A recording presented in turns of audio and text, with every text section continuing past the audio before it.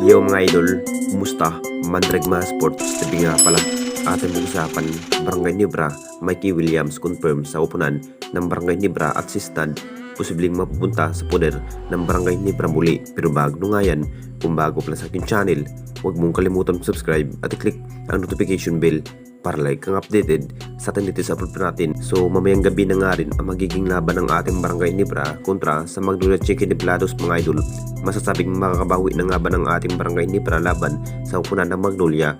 Ngayon pa lamang po, mukhang pinaghahandaan na rin ng ating Barangay Nibra ang magiging plano para sa magiging lineup. Masasabing mas matitihado pa rin ang magiging lineup ng ating Jinkings.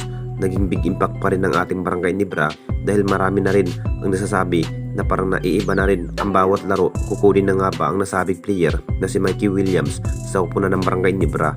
Alam nyo natin lahat mga idol, ito na rin ang balak ng ating Jinkings, kunin muli ang nasabing player dahil matagal na rin ng ating Barangay Nibra ang inahangad na makuha ang nasabing player.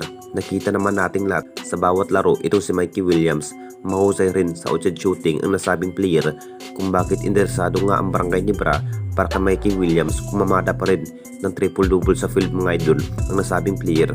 Maganda pa rin na may Mikey Williams sa bawat laro ng ating Barangay Nibra na may makakatamdim ni Jimmy Malonzo at Roy Rosario. Mapapalakas na rin ang magiging opensiba ng ating Barangay Nibra. Kinoconfirm ng araw na maglalaro ang nasabing player ngayong season. Magandang sinyalis na nga ba para sa ating home team ng Barangay Nibra na mapapunta muli ang nasabing player sa kampo ng Jinkings. Maiiba na rin ang magiging plano ni Coach Tim kapag dumating si Mikey Williams sa poder ng ating Barangay Nibra ngayong season. At dito na naman tayo sa isa pa nating balita, si Stan posibleng mapupunta sa upunan ng Barangay Nibra.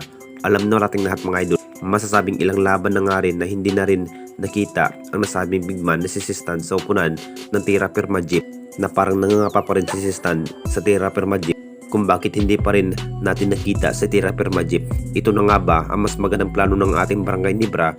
Kukuhanin muli ng Barangay Nibra ang nasabing big man, pagkakataon na rin na maharbat ang nasabing player dahil magiging magandang plano na rin ng ating Barangay Nibra na maibalik nga si Stan sa poder ng Barangay Nibra.